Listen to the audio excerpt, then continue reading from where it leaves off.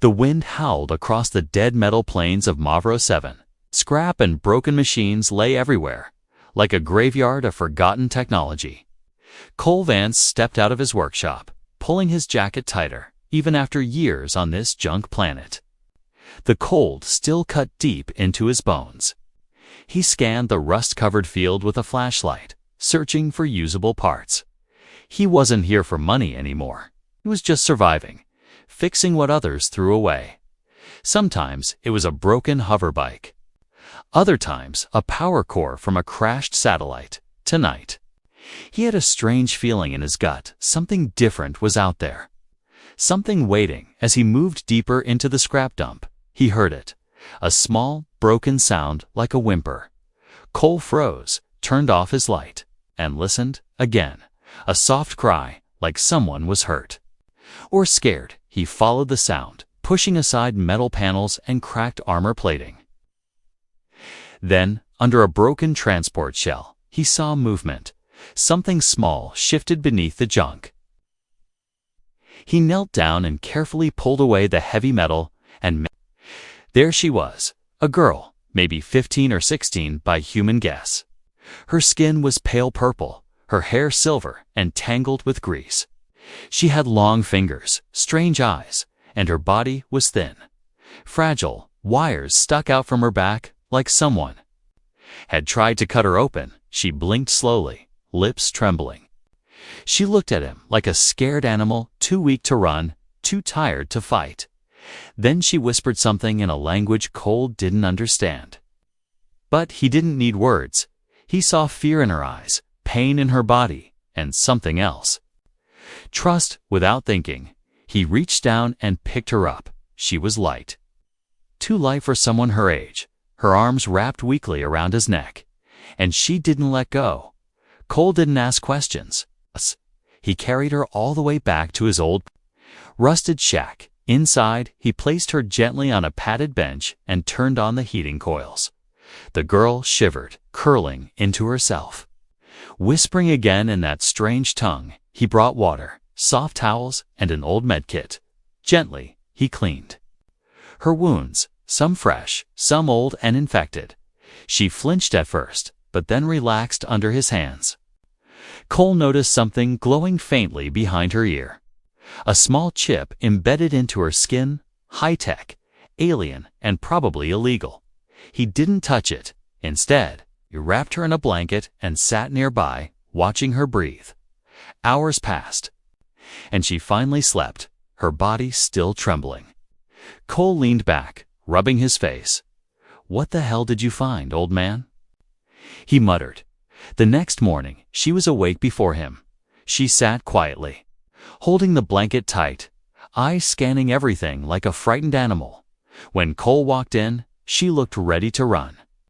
But when he offered her food, her hunger was stronger than her fear. She ate slowly, watching him the whole time. Then she touched her chest, pointed at herself, and said, "Z." Zara. Cole raised an eyebrow. "Zara, huh?" He pointed to himself. "Cole." She nodded. "Cole." They weren't strangers anymore. The next few days passed in silence and simple signs. Zara didn't speak much, but she watched everything. She followed Cole like a shadow, mimicking his actions. Learning fast, he taught her how to hold tools, how to fix simple machines. She was a natural. Her hands knew things even she didn't.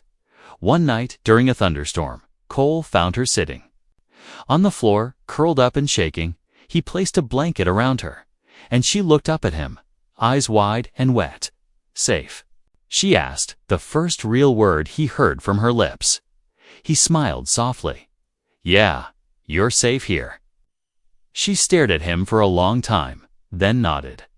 That night, she slept by the heater. A soft smile on her face for the first time, but Cole couldn't sleep. Something about that chip, her injuries, and her fear, it all pointed to something bigger. She wasn't just a lost alien girl. Someone had made her, hurt her, and thrown her away like garbage. He looked at her sleeping on the floor. She wasn't trash. She was something worth saving, and he had already made his choice. He would protect her, no matter what, even if it meant putting a target on his back. Even if she wasn't telling him the full truth yet, Zara wasn't just hiding from the past. She was hiding from something far more dangerous than either of them realized, and Cole was about to walk right into it. Days passed slowly on the metal plains of Mavro 7, and Zira became a quiet shadow in Cole's small world. She didn't talk much, but her presence was always near.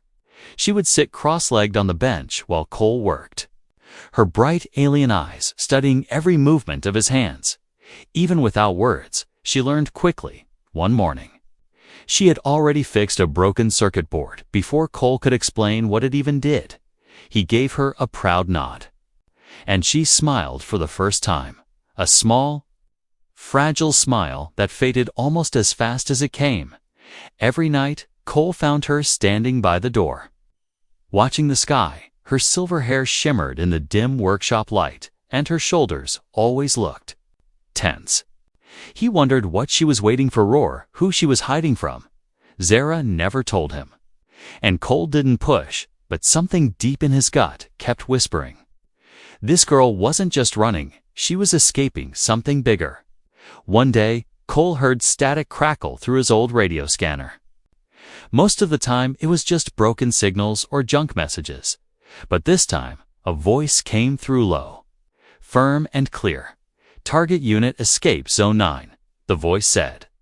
"Asset may be seeking shelter with locals, approach with caution." Asset is highly valuable. Cole froze.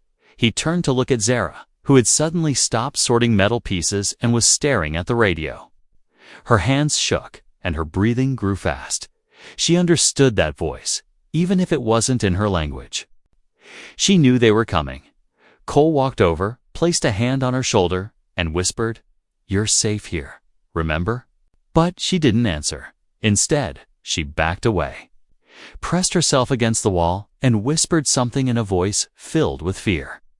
A word he didn't understand, but the way she said it made his skin crawl. That night, she didn't sleep. She sat in a corner with a tool in her hand like a weapon, her eyes never closing. Cole didn't sleep either. The next morning, she walked to him and spoke slowly. "Carefully, Zira." "Not normal," she said, pointing to the chip behind her ear. "Zara made." Cole blinked. "Made? You mean?" "Created." She nodded, then lowered her head. "Ashamed. Property," she whispered. Almost like a curse, Cole stared at her. In silence, he didn't know what to say. The girl he thought was just an alien runaway wasn't born, she was built, and someone out there wanted her back. But to Cole, she wasn't a thing. She laughed now. She cried. She got curious about music and stared at sunsets like they were magic. She was alive, and no machine could fake that. Later that evening, while Zara was sorting parts, she found something strange, a small silver pendant with a cracked lens. She turned it over in her hand, then held it to her temple like it was a memory key. A sharp beep rang out, and a projection flickered in front of her. Cole turned quickly as he heard it. The hologram showed a clean white lab, sterile and cold. There was a younger Zara strapped to a table, eyes wide, body shaking. Voices echoed in the background. Scientists in strange armor speaking fast. Subject 9 shows emotional drift. Reset recommended, unstable attachment patterns forming. The image vanished, and Zara dropped the pendant like it burned her. She ran outside, into the metal yard, her breath sharp and loud. Cole chased after her, calling her name. He found her sitting in the dirt, curled up, arms around her knees. When he reached her, she didn't look up. "I don't want to be a thing," she said quietly. "I want to be me." Cole sat beside her, not saying anything at first. Then he gently put an arm around her and said, "You are you, Zira. No one owns you now." She looked up at him, eyes red and wet. For a long second, she just stared. Then she leaned against him and whispered, "Don't give me back." Cole's jaw clenched, and he nodded. "I won't," he said. I promise. But far above them, hidden in the clouds, a small drone watched everything. A red light blinked twice, then vanished into the dark sky. Cole noticed something strange the next morning. Zira didn't rush to the workbench like she usually did. Instead, she sat near the heater, silent and lost in thought. Her fingers played with the pendant. She had found the same one that showed her that horrible memory. Every few minutes, her thumb touched the cracked lens, but she didn't press it again. Cole walked over with a cup of warm synth tea and placed it beside her. She gave a small smile, but said nothing. It was the kind of silence that felt heavy.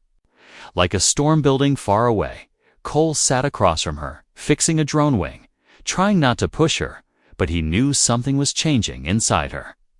That evening, Cole received a visitor, an old scavenger named Briggs. Someone Cole had traded parts with for years. Briggs was a talker, always had news from the outer zones. And today, he brought a warning. Couple O bounty hunters landed near the East Ridge. Briggs said, scratching his beard, not local. Either they got clean ships and shiny gear. They're looking for something. Or someone. Cole tried to act normal, but his heart sank. He thanked Briggs and sent him on his way. Then he turned back inside and found Zara standing there. She had heard everything. "We run?" she asked, her voice shaky. Cole shook his head slowly. "Not yet. They don't know you're here." "Not for sure, but we need to be ready." That night, Zira didn't sleep again. She stood outside under the stars, looking up at the sky like she wanted to fly away. Cole watched her from the window. She was so quiet, so still, like a ghost made of metal and sadness. But when she came back inside, something had changed in her eyes. She picked up the pendant and activated the memory again. Cole rushed to stop her, but she held up a hand. "I need to see," she said. The image flickered to life. This time it showed a different moment. Zara was strapped down, but her face looked blank. Like her soul had been turned off. A voice echoed in the lab. "She will be ready for mating phase in 6 rotations. We've suppressed emotional bonds, but the human exposure test failed. She formed a fixation." Cole's blood turned cold. The memory ended, and Zira dropped the pendant. She looked up at him, tears running down her cheeks. "I was made to belong to someone," she whispered, "but I don't want that. I want to choose." Cole stepped back, unsure what to say. She walked toward him, slow and unsure.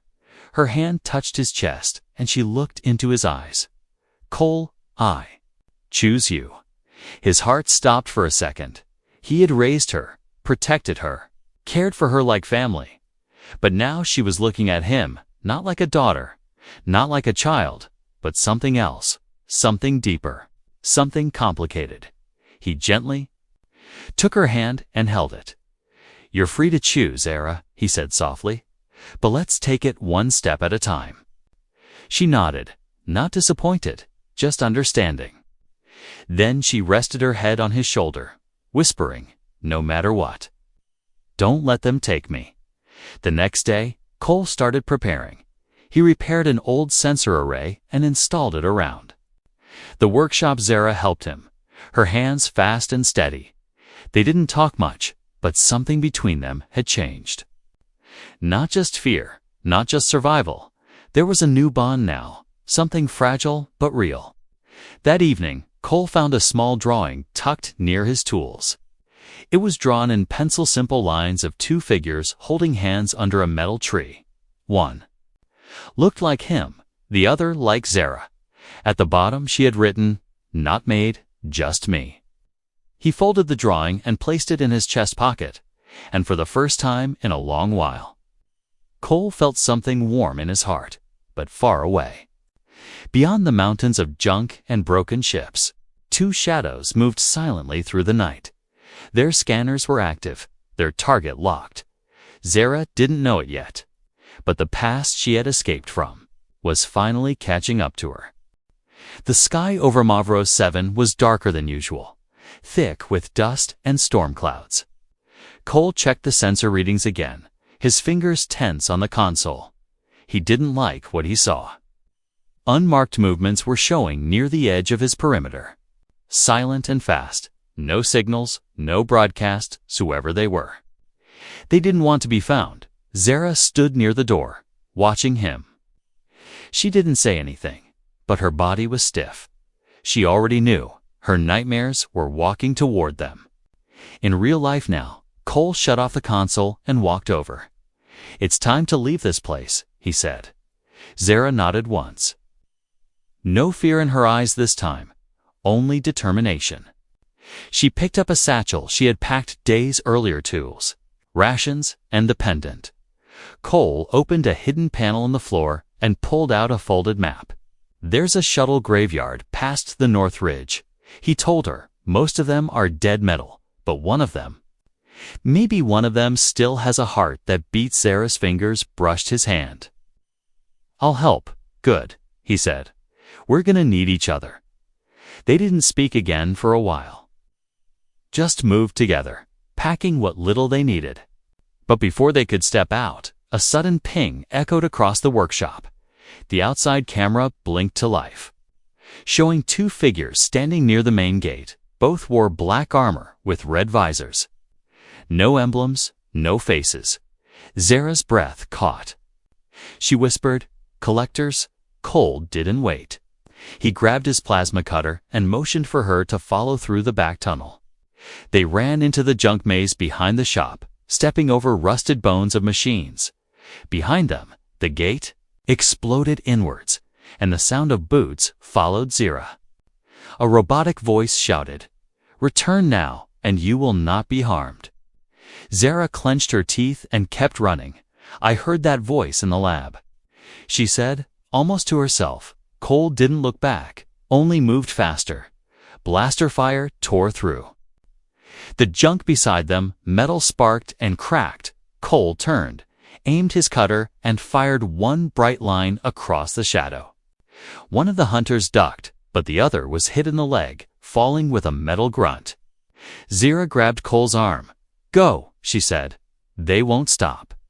They reached a service tunnel and slipped inside, sealing the hatch behind them.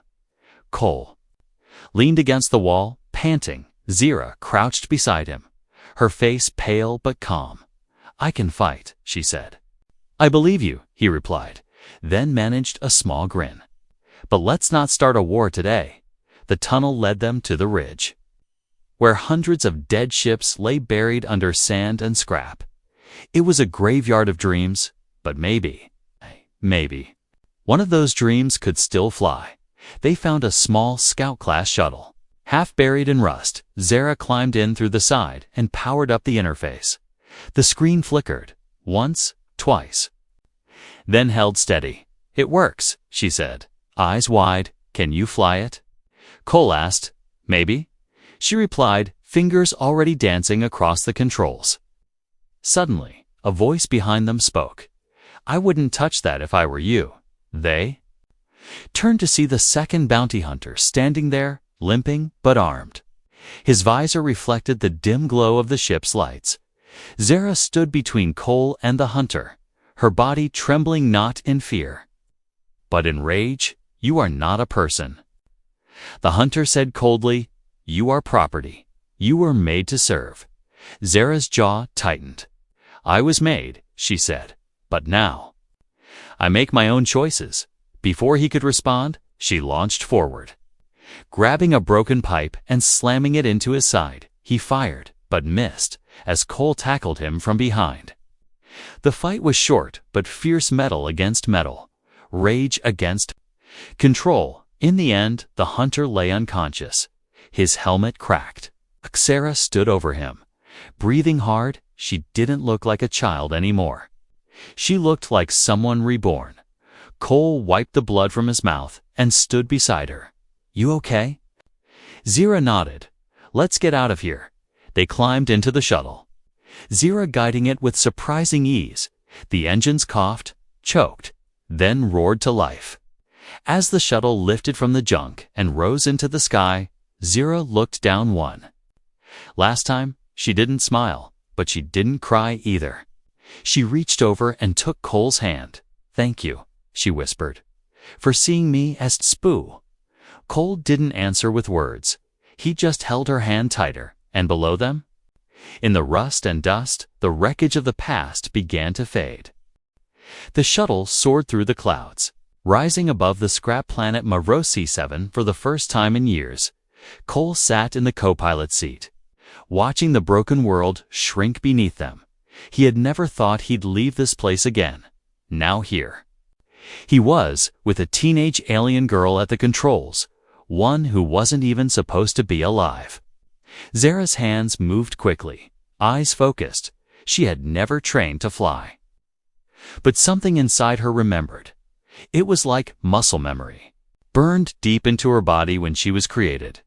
Her brow was furrowed, and her lip slightly trembling. But she didn't stop. Cole kept glancing at her, watching how much she had changed. She wasn't that weak, scared girl anymore. She was something stronger, something brighter and more dangerous than even she understood. A loud beep echoed through the ship's console. "Proximity alert," she said, voice tight. Cole looked at the scanner, then cursed under his breath. A small tracking beacon was blinking beneath the ship's frame. "They tagged us," he muttered, "probably when we were in the tunnel." Zara stared at it, then nodded slowly. She guided the ship toward a low orbit and pulled up a panel beside her seat. Without speaking, she reached in and yanked out the tracker's core, burning her fingers in the process. She didn't flinch. "Gone," she said, tossing the smoking piece onto the floor. Cole grabbed a medpack and gently treated her hand. She watched him with quiet eyes, letting him wrap the burn. Her voice came out soft, almost hesitant. "You care for me, like more than just someone you found?" He paused, looking at her. "I do," he said. "You're not a thing, Zara. You're someone I trust."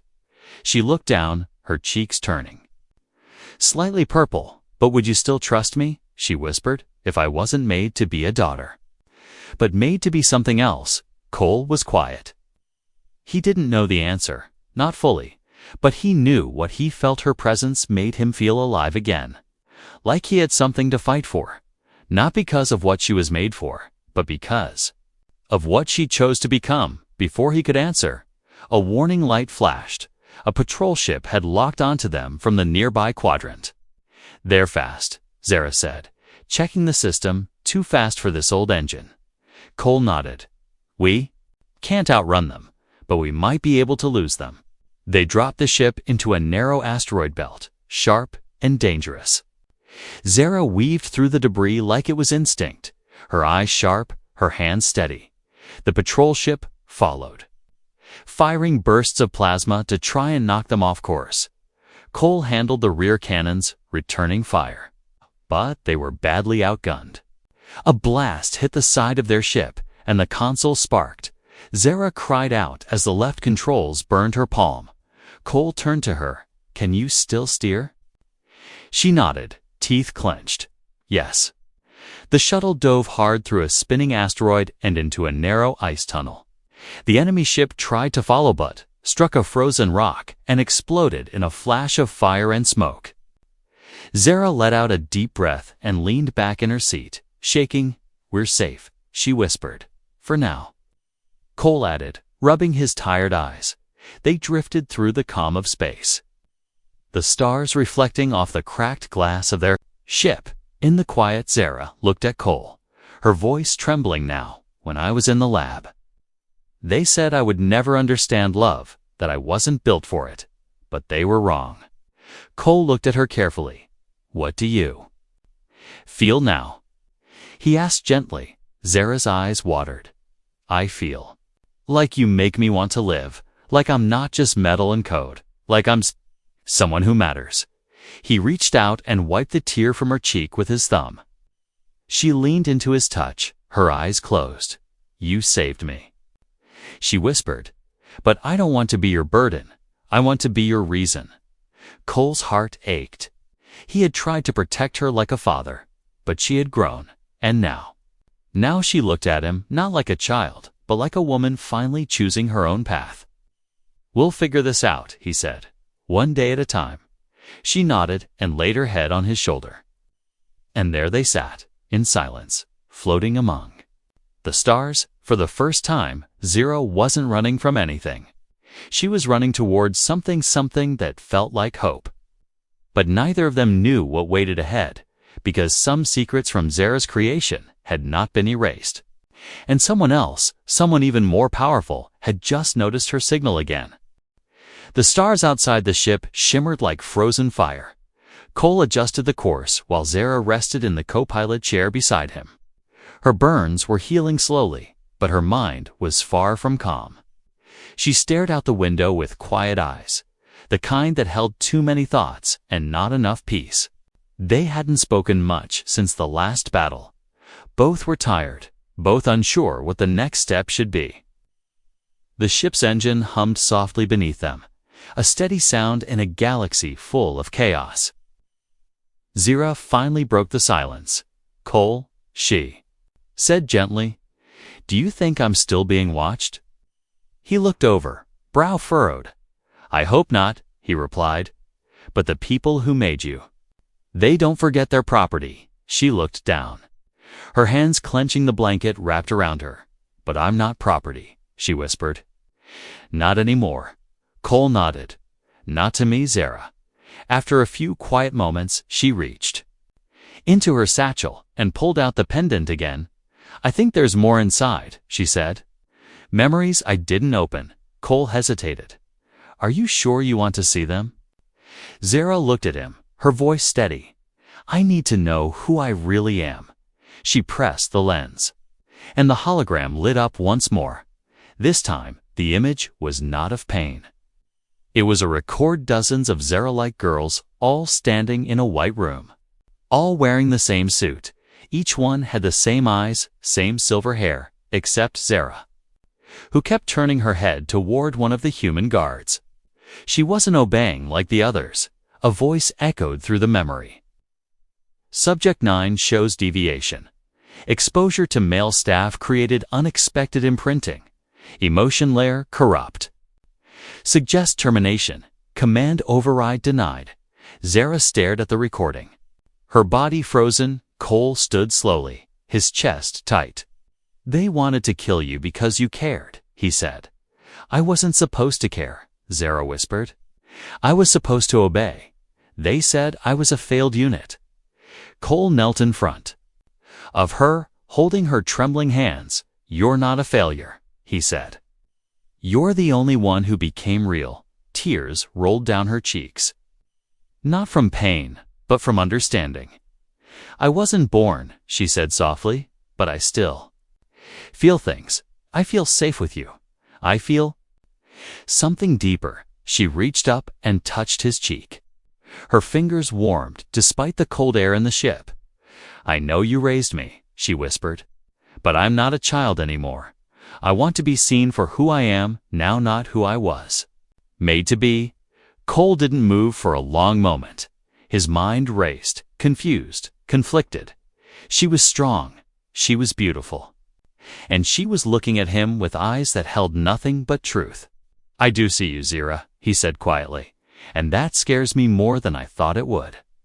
She didn't pull away. Instead, she rested her forehead against his and closed her eyes. "I'm not asking for you to love me now," she said. "Just don't close your heart to me." Before he could reply, a loud warning flashed on the screen. "Incoming vessel, no identification, long-range lock, DITSITI." Cole jumped to the console and started evasive maneuvers. Zera took the co-pilot seat, wiping her face and focusing fast. "They found us again," she said, voice hard now. On the screen, a massive ship emerged from hyperspace, bigger than anything they had seen before. Cole stared at the symbol on its hollow triangle with a circle in the middle. Zera's face went pale. "That's the primary lab ship," she whispered. "The one I escaped from. They sent the mothership," Cole muttered. For one girl. Zara's voice cracked. Not just for me. There's something inside me. I think it's what they really want? Cole looked at her. What do you mean? She held up the pendant again and placed it into the ship's scanner. A new file unlocked, one she didn't even know was there. It showed a formula, a genetic structure unlike anything human or alien. The file was labeled Project Seed. Universal Hybrid Compatibility. Successful Fertility Trials. Subject-9. Cole felt the breath leave his lungs. You're not just a prototype, he said slowly. You're a blueprint. For the future of cross-species life, Zara's hands shook. They don't want me to love. She said, they want me to breed. The large ship sent out a signal.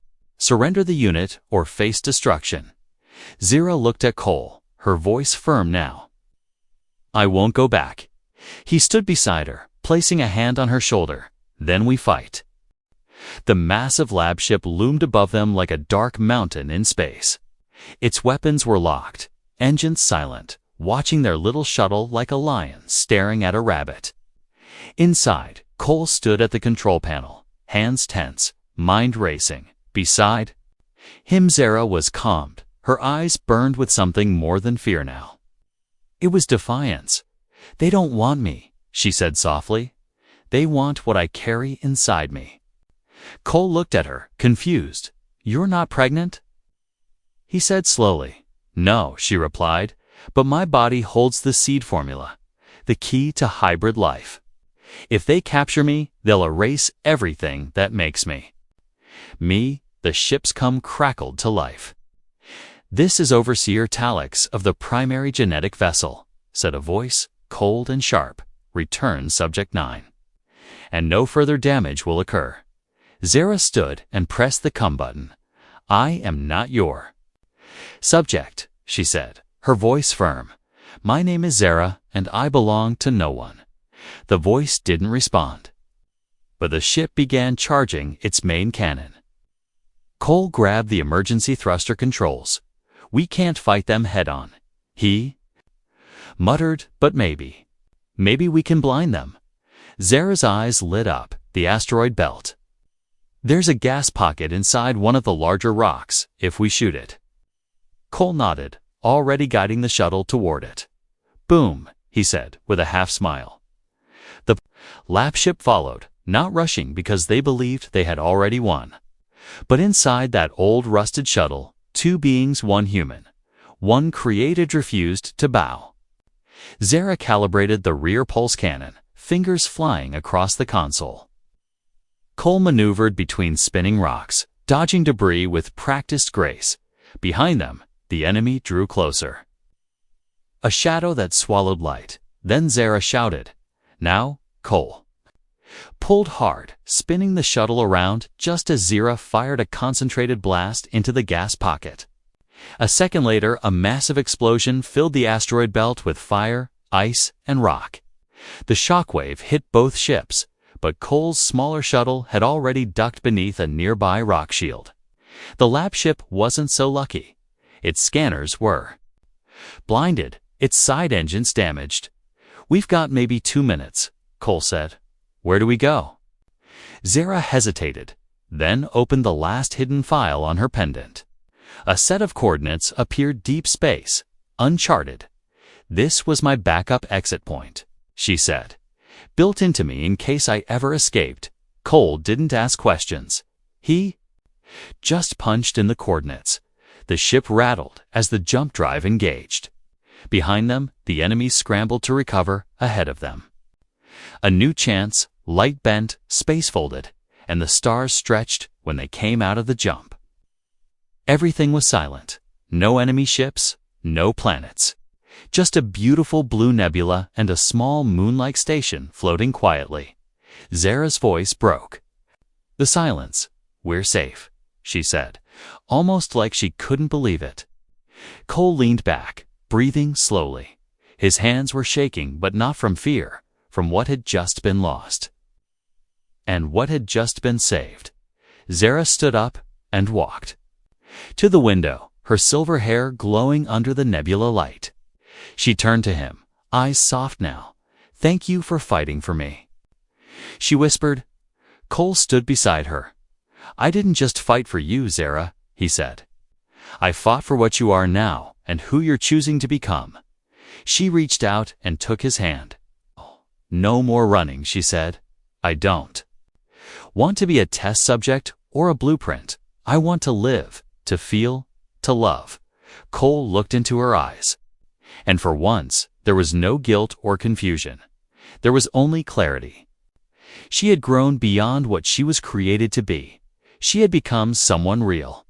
"I don't see a machine when I look at you," he said quietly. "I see someone brave, someone kind, someone beautiful." Zara stepped closer, her voice barely a whisper. "Can I stay with you? Always?" Cole nodded slowly. "If you'll have me," she smiled, a real, full smile, and leaned into him. Their foreheads touched again, just like before. But this time, there was no pain behind it, only peace, far away. The lab ship would eventually repair itself. The scientists would search again. But they would never find her not. Now, not as long as Cole was with her. Zara was no longer a number, no longer a thing. She had escaped the past, faced the truth, and chosen her future. And she had chosen him.